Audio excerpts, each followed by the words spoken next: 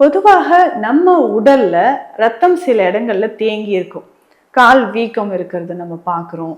இல்ல மூளைக்கு போகக்கூடிய இரத்த நாளங்களில் அடைப்பு, இதயத்தில் இரத்த நாளங்களில் அடைப்பு, இந்த மாதிரி நம்ம உடல்ல இரத்த நாளங்களில் ஏற்படக்கூடிய அடைப்பு. இப்போ கால்கள்ல எல்லாம் பார்த்தோம்னா நிறைய பேருக்கு வீக்கம் இருந்துகிட்டே இருக்குங்க. கால் வீக்கம் ஏன்னா டாப்லர் டெஸ்ட் எடுத்து பார்க்கும்போது பிளட் சர்க்குலேஷன் குறைஞ்சிருக்கிறது ரீசன் இதுதாங்க. அப்போ ஹை பிளட் ப்ரெஷர் இருந்தால் கவனமாக இருக்கணும். செகண்ட் ரீசன் என்னன்னு பார்த்தோம்னா கொலஸ்ட்ரால். ஸோ கொலஸ்ட்ரால் லெவல் அதிகமாகும்போது இந்த கொலஸ்ட்ரால் அதிகரித்த இந்த கொழுப்பு உடல்ல என்ன செய்யுதுன்னா அங்கங்கே போய் ரத்த நாளங்களை உட்கார ஆரம்பிச்சிடும். ஸோ பிளேக்ஸ் மாதிரி படிய ஆரம்பிச்சிடும். ரத்தத்தோட போய்கிட்டே இருக்கிறது ஒரு இடத்துல உட்கார ஆரம்பிச்சு அது தன்னுள்ள இன்னும் சில கொழுப்பு சத்துக்களை சேர்த்து வச்சு ஒரு பிளேக் மாதிரி உருவாக ஆரம்பிச்சு அப்படியே நமக்கு ரத்த ஓட்டம் குறையும். அப்போ இந்த ரத்த நாளங்களில் பொதுவாகவே உடல்ல இருக்கக்கூடிய அடைப்பு நமக்கு சரியாகணும், ரத்த நாளங்கள்ல இருக்கக்கூடிய பிரச்சனைகள் நமக்கு சரியாகணும்னா என்னென்ன உணவு முறைகள் இப்போ இந்த அடைப்பட்ட இரத்த நாளங்களில் சரியாவதற்கு என்னென்னங்க உணவுகள் நம்ம அதிகமாக எடுக்கணும்? வீட்லயே எல்லார் வீட்லயுமே இருக்கக்கூடிய பொருள் தான். ஒரு 5 நிமிடம் நீங்க செலவு பண்ணி இந்த முறைகளை ஃபாலோ பண்ணிக்கோங்க. நல்ல ரிசல்ட் உங்களுக்கு இருக்கும். அப்ப இரத்த நாளங்கள் உங்களுக்கு அடைப்பு தீர்வதற்கு பொதுவாகவே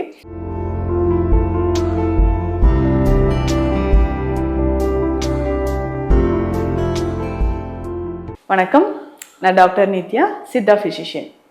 பொதுவாக நம்ம உடல்ல ரத்தம் சில இடங்கள்ல தேங்கி இருக்கும். கால் வீக்கம் இருக்கிறது நம்ம பார்க்குறோம். இல்ல மூளைக்கு போகக்கூடிய இரத்த நாளங்களில் அடைப்பு, இதயத்தில் இரத்த நாளங்களில் அடைப்பு, இந்த மாதிரி நம்ம உடல்ல இரத்த நாளங்களில் ஏற்படக்கூடிய அடைப்பு. இப்போ கால்கள்ல எல்லாம் பார்த்தோம்னா நிறைய பேருக்கு வீக்கம் இருந்துகிட்டே இருக்குங்க. கால் வீக்கம் ஏன்னா டாப்லர் டெஸ்ட் எடுத்து பார்க்கும்போது பிளட் சர்க்குலேஷன் குறைஞ்சிருக்கிறத நம்ம பார்க்குறோம். இல்லைன்னா உங்களில் நிறைய பேருக்கு நீங்கள் பார்த்துருப்பீங்க கால் வீக்கம் இருக்கிறது, வெரிகோஸ் வெயின் இருக்கிறது, இல்லை டீப் வெயின் த்ராம்போசிஸ் நிறைய பேர் நீங்கள் சொல்வீங்க. காஃப் மசில் ரொம்ப வீக்காக இருக்கிறது. ஏன்னா இந்த வீக்னஸ்னால தான் டீப் வெயின் த்ராம்போசிஸ் அப்படின்ற ஒரு கண்டிஷன் வெயின்ஸில் அங்கங்கே ரத்த கட்டிகள் மாதிரி உருவாகிறது நம்ம பார்க்குறோம். காஃப் மசில் வீக்காக இருக்கிறதுனாலையும் வெரிகோஸ் வெயின் அப்படின்ற பிரச்சனையில் அங்கங்கே ரத்தங்கள் வெயின்ஸில் தேக்கம் ஏற்பட்டுருது. இதனோடு சேர்த்து பார்த்தீங்கன்னா இதயத்திலும் ரத்த நாளங்களில் அடைப்பு ஏற்படுத்து கரோனரி ஆர்டரி டிசீஸ் நம்ம சொல்கிறோம். ஹார்ட்டில் பிளாக் இருக்குங்க, ஸ்ட்ரென்த்து ஃபிக்ஸ் பண்ணணும்னு சொல்கிறாங்க, ஸ்ட்ரென்டிங் வச்சுருப்பீங்க. இந்த மாதிரியான பிரச்சனைகள் இல்லை ஸ்ட்ரோக் ஏற்படுறதுக்கான வாய்ப்புகள் நிறையவே இருக்குது. ஸோ பிரெயினுக்கு போகக்கூடிய ரத்த ஓட்டம் உங்களுக்கு குறையிறதுனால நிறைய பேருக்கு பிரெயின் ஸ்ட்ரோக் ஏற்படுறத நம்ம பார்க்குறோம்.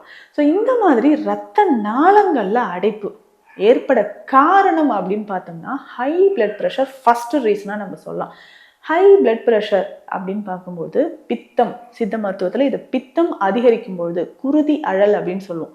பித்தம் அதிகரிக்கும் பொழுது ரத்தம் நமக்கு திக்னஸ் ஆக ஆரம்பிச்சிடும். அப்போது அங்கங்கே அடைப்புகளாக மாற ஆரம்பிக்குது. ஸோ ஃபஸ்ட்டு ரீசன் இதுதாங்க.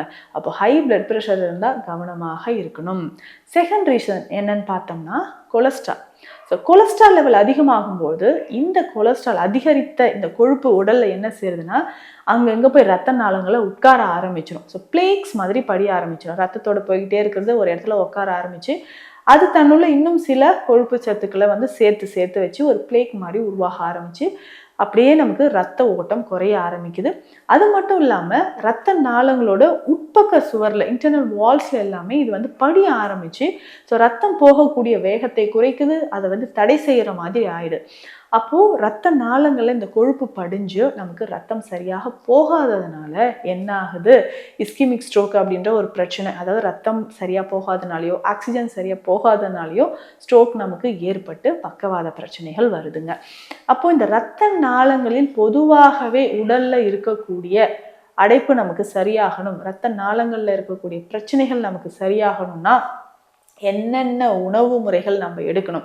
நான் சொன்ன மாதிரி பிபி செக் பண்ணிக்கோங்க, கொலஸ்ட்ரால் செக் பண்ணிக்கோங்க. அதே மாதிரி உங்கள் உடலில் பார்த்தீங்கன்னா ரீனல் ஸ்டோனோ இல்லை கால் பிளாடர் ஸ்டோனோ இருக்கான்னு செக் பண்ணிக்கணும். ரீனல் ஸ்டோன் அப்படின்னு சொன்னால் நம்ம சிறுநீரகங்கள் இருக்கக்கூடிய கற்களோ, பித்தப்பையில் கற்கள் இருக்கா, இது எல்லாமே நம்ம செக் பண்ணிக்கணும். ஸோ இந்த மாதிரி இருக்கும்போது தான் நமக்கு அந்த கற்கள் ஏன் உருவாகுதுன்னா, இந்த மாதிரி நமக்கு அங்கங்கே ரத்த ஓட்டத்தில் பாதிப்பு இருந்தாலோ, உடலில் நீர்த்துவம் குறையும் போதோ ஏற்படுது. இன்னும் ஒபிசிட்டி, உடல் பருமன் அதிகமாக இருக்கக்கூடியவர்களுக்கு கால்கள் எப்பவுமே வீக்கமாகவே இருக்கும். ஸோ இதுவும் ரத்த ஓட்டம் தடைப்படுறதுனால, ஸோ அதிகமான தொப்பை பகுதி இருக்கிறதுனால அந்த தொடைக்கு கீழே போகக்கூடிய ரத்த நாளங்களில் ஒரு ப்ரெஷர் ஏற்படுது, ஒரு தடை ஏற்படுறதுனாலையும் கால் வீக்கம் ஏற்படலாம். அப்போது இந்த அடைப்பட்ட இரத்த நாளங்களில் சரியாவதற்கு என்னென்னங்க உணவுகள் நம்ம அதிகமாக எடுக்கணும்? வீட்லேயே எல்லார் வீட்லேயுமே இருக்கக்கூடிய பொருள் தான். ஒரு 5 நிமிடம் நீங்கள் செலவு பண்ணி இந்த முறைகளை ஃபாலோ பண்ணிக்கோங்க, நல்ல ரிசல்ட் உங்களுக்கு இருக்கும். அப்போ ரத்த நாளங்கள் உங்களுக்கு அடைப்பு தீர்வதற்கு பொதுவாகவே கார்லிக், பூண்டு ரொம்ப சிறந்தது. அதுவும் மலை பூண்டு தாங்க இதுக்கு ரொம்ப ரொம்ப சிறப்புன்னு சொல்லலாம். தினமும் தோறும் 5 பல் பூண்டு எடுத்துக்கோங்க. இந்த 5 பல் பூண்டு எப்படிங்க நம்ம பயன்படுத்தலாம் அப்படின்னு கேட்டிங்கன்னா, ஒரு 10 துளி, ஒரு அரை ஸ்பூன் அளவுக்கு நல்லெண்ணெய் இந்த 5 பூண்டை சின்ன சின்னதாக கட் பண்ணி அதை லேசாங்க 1 நிமிஷம் வதக்கி எடுத்துட்டு இதை நீங்கள் சாப்பிடணும். ஸோ நல்லெண்ணெயில் வதக்கி எடுத்த பூண்டு 5லேருந்து ஒரு 6 பற்கள் பூண்டு, மலை பூண்டுங்க. ஸோ இதை நீங்கள் எடுத்துக்கோங்க. இதை நம்ம ரெகுலராக எடுத்துக்கிட்டே வரும்பொழுது நம்ம உடலில் இருக்கக்கூடிய அந்த இரத்த நாளங்களில் இருக்கக்கூடிய அடைப்பு நமக்கு சரியாகும். அதே மாதிரி பூண்டு தேனில் போட்டு நீங்கள் சாப்பிட்டுட்டு வரலாம். பூண்டு சின்ன சின்னதாக பீசஸாக கட் பண்ணிவிட்டு தேனில் ஒரு 3 நாட்கள் அப்படியே ஊற வச்சுட்டு 1 ஸ்பூன் அளவுக்கு எடுத்து இது தினந்தோறும் காலையில் நம்ம சாப்பிடும்பொழுது இரத்த நாளங்களில் இருக்கக்கூடிய அடைப்பு நமக்கு சரியாக ஆரம்பிக்குது. இதில் ஸ்பெஷலாக பார்த்தீங்கன்னா திப்பிலி கருப்பம் ரொம்ப சிறப்பாக நமக்கு பயன்படுங்க. திப்பிலி அப்படின்னு சொல்லக்கூடியதே நல்ல ஒரு காரமான ஒரு மூலிகை இல்லைங்களா? இது கபத்தை மட்டும் கிடையாது, நம்ம உடலில் தேவையில்லாத கழிவுகளை அகற்றுவதற்கு, வெளியேற்றுவதற்கு இது ரொம்ப ரொம்ப சிறந்த ஒரு வழிமுறையாக இருக்கும். இந்த திப்பிலியை நீங்கள் பயன்படுத்தும் போது நம்ம ரத்த ஓட்டத்தில் இருக்கக்கூடிய கழிவுகளை வெளியேற்ற திப்பிலி பயன்படுதுங்க. இது எப்படி பயன்படுத்தலாம்னு நான் சொல்கிறேன். 50 கிராம் அளவுக்கு திப்பிலி நம்ம எடுத்துக்கணுங்க. இதனோட 20 கிராம் அளவுக்கு சீரகம் நம்ம எடுத்துக்கணும். சீரகமும் ரத்த நாளங்களில் இருக்கக்கூடிய அடைப்பை போக்கக்கூடியது. 2 மூலிகை போதும். இதை நல்லா பவுடர் பண்ணிக்கிட்டு தினந்தோறும் ஒரு அரை டீஸ்பூன் எடுத்து தேனில் கலந்து சாப்பிடணுங்க. இப்படி தேனில் கலந்து தினந்தோறும் 2 வேளை உணவு எடுத்த பிறகு கொலஸ்ட்ரால் லெவல் ரொம்ப அதிகமாக இருக்குது, எல்டிஎல் லெவல் ரொம்ப அதிகமாக இருக்குது அப்படின்னு சொன்னீங்கன்னா இதை ஒரு நாளைக்கு 2 வேளை தாராளமாக நீங்கள் தேனில் கலந்து சாப்பிட்டுக்கிட்டே வரலாம். ஸோ அப்படி சாப்பிடும்பொழுது இரத்த நாளங்களில் இருக்கக்கூடிய அடைப்பு நமக்கு குறைய ஆரம்பிக்கும். உங்களுக்கே தெரியும், அந்த பிளட்டோட திக்னஸ் நமக்கு குறைஞ்சு.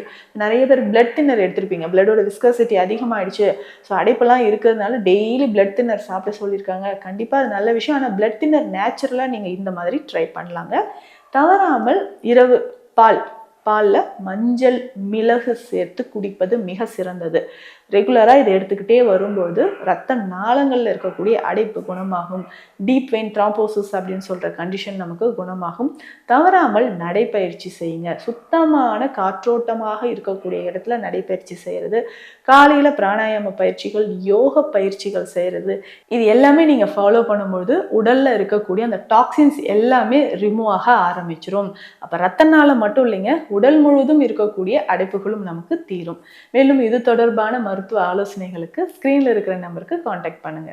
நன்றி.